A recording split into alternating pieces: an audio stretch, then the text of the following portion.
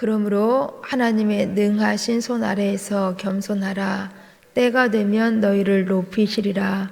너희 염려를 다 주께 맡기라. 이는 그가 너희를 돌보심이라. 아멘. 우리 교회는 탁구 선교회가 있습니다. 탁구를 좋아하시는 분들이 매주 화요일, 목요일 10시에 모이셔서 12시까지 탁구를 치면서 교제하십니다. 얼마나 아름다운 일인지, 운동하면서 건강도 증진시키시고 서로 교회 안에서 나눌 수 있다는 것 매우 좋아 보입니다. 그런데 사람들은 이 탁구뿐만 아니라 좋아하는 운동들이 많이 있는 것 같습니다. 축구를 좋아하시는 분들도 계시고 야구를, 또 배구를, 농구를, 테니스를, 심지어 골프까지 이러한 운동들을 좋아하시는 분들이 많이 계십니다. 그런데 운동을 하시는 것을 보시면 거기에는 나름대로 정해진 운동마다의 규칙들이 있습니다. 원칙들이 있습니다. 즉, 이 운동선수들은 이 규칙에 의하여서, 거기에 맞는 원칙에 의하여서 게임을 해 나가야 하는 것입니다.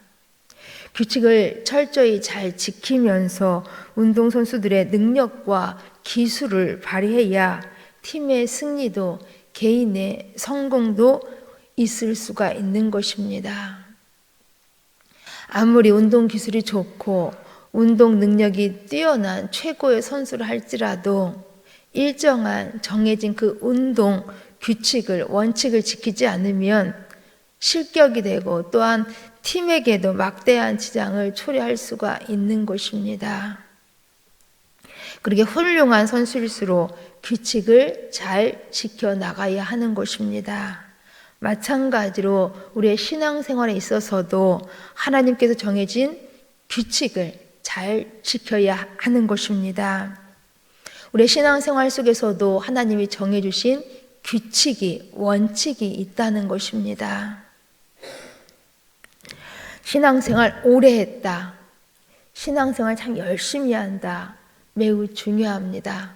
그러나 더욱 중요한 것은 하나님께서 정해주신 규칙을 잘 따르면서 신앙생활을 해야 더욱 아름답고 더 귀한 일인 것입니다. 오늘 우리는 베드로전서 5장을 읽었습니다. 여기 베드로전서 5장은 교회 안에서 신앙생활 하는 데 있어서 장로들이, 즉 리더들이, 더 나아가서 또 젊은 자들이 지켜야 할 여러 신앙의 규칙들을, 신앙의 원칙들을 가르쳐 주시는 교훈의 말씀이라고 할 수가 있습니다. 우리는 이 중 2절만 읽었습니다. 이 2절 속에서 우리가 지켜야 할 신앙의 원칙들, 신앙의 규칙들을 한번 찾아보고자 합니다.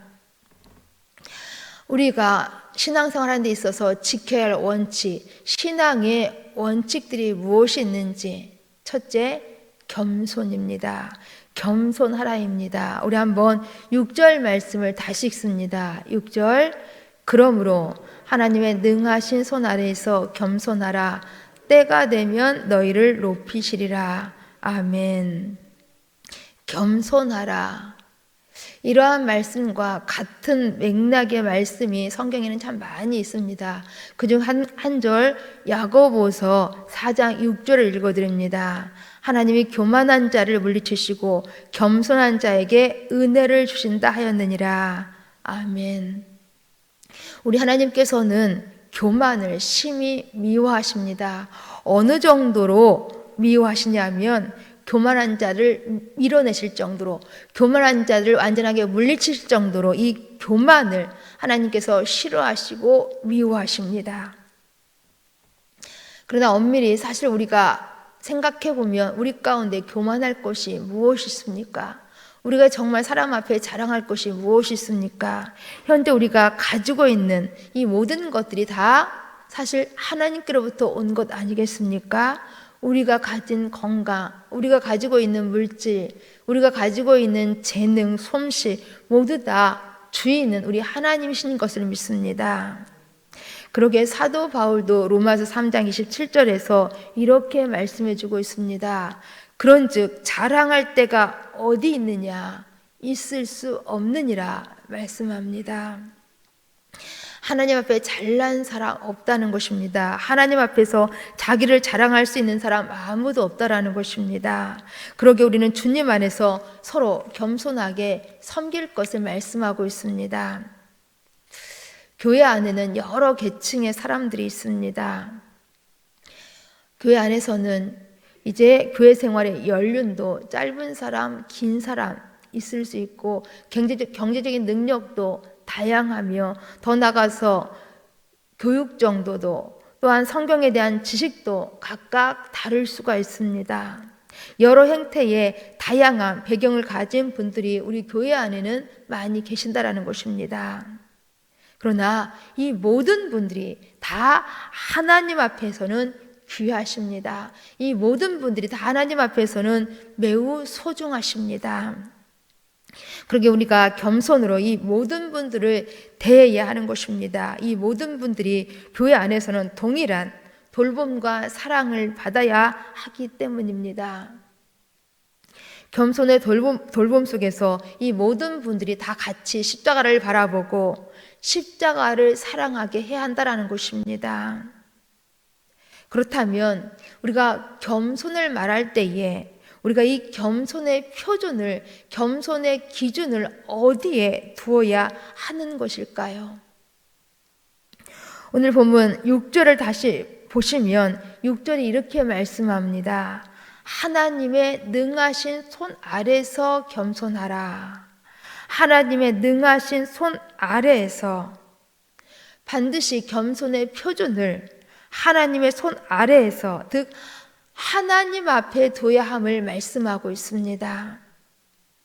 하나님의 손이 얼마나 큰 손이신지, 천지를 창조하신 능하신 손임을 우리는 늘 인정하고, 반대로 우리는 이런 하나님 앞에서, 하나님 아래서 얼마나 연약한 존재인지를 늘 고백하면서 머리 숙여 겸손하라는 것입니다.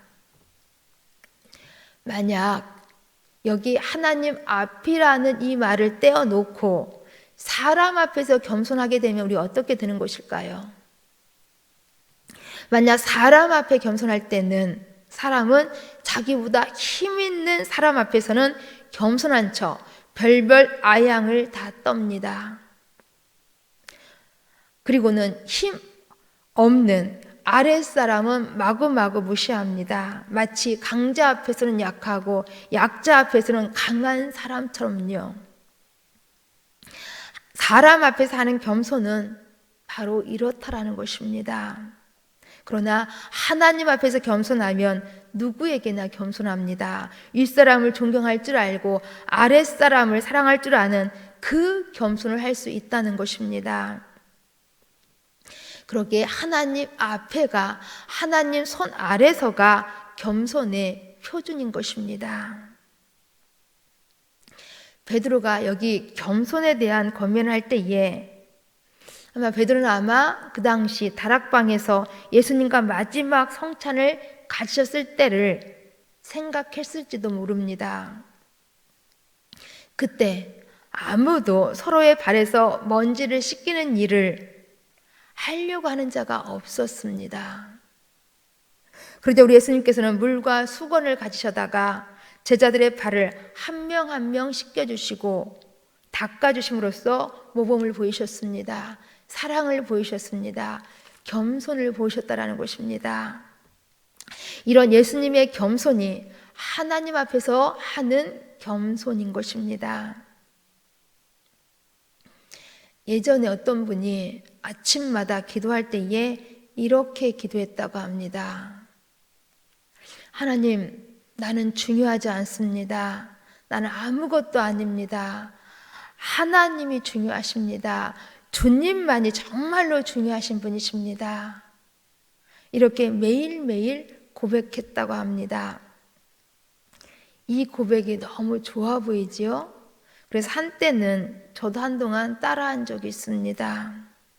그렇습니다. 겸손은 이처럼 내가 아무것도 아님을 고백할 때에, 오직 주님만이 중요하신 분이심을 고백할 때에 겸손할 수 있는 것입니다.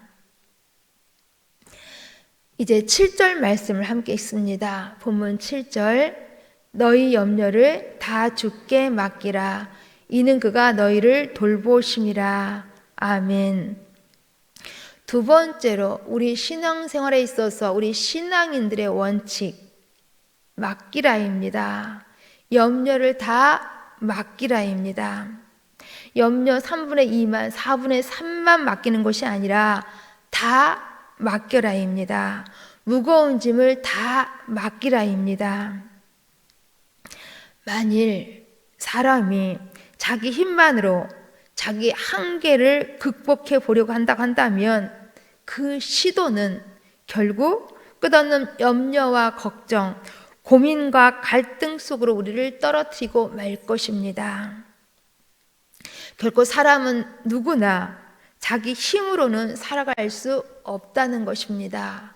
오직 하나님의 도움, 전능자의 도움이 우리 가운데는 필요한 것입니다. 이 사실을 절대적으로 인정하고 맡기라는 것입니다.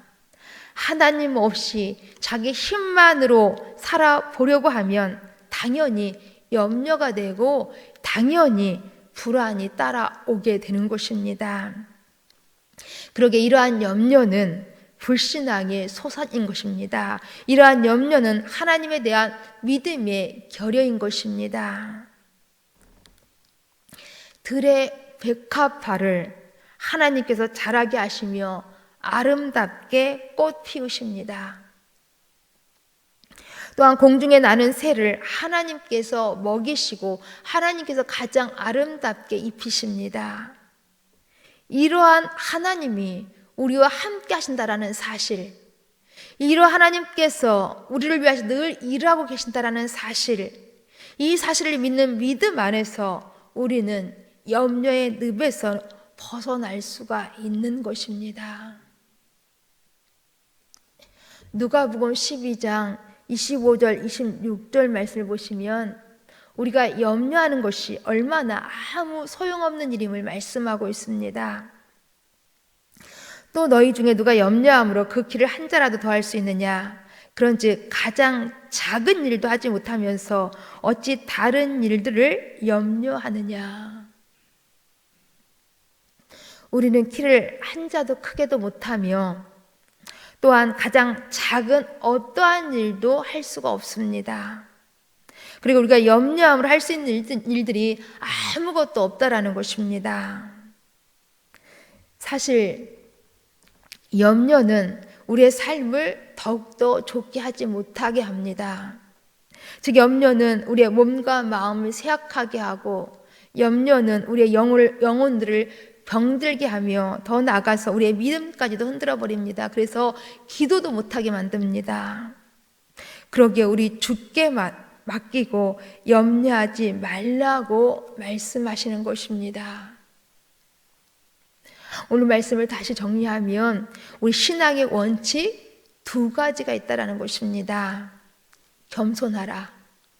또한 염려를 맡기라입니다. 겸손하라, 맡기라. 그런데 이러한 두 가지 원칙에는 너무나 놀라운 약속들이 들어 있습니다. 다시 보시면 겸손하라, 때가 되면 높이시리라. 염려를 맡기라, 주님이 돌보심이라. 이 하나님을 믿음으로 늘 이 하나님을 기대함으로 겸손과 맡기는 신앙의 원칙으로 날마다 승리하며 살아가실 수 있기를 간절히 소망합니다. 기도합니다. 하나님 감사합니다.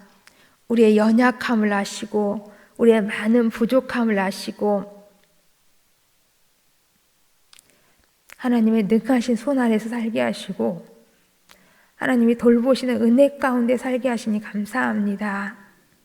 이 하나님에 대한 분명한 확신 가지고 우리 늘 겸손하게 하시고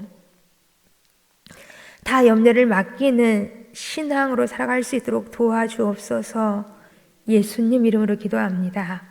아멘.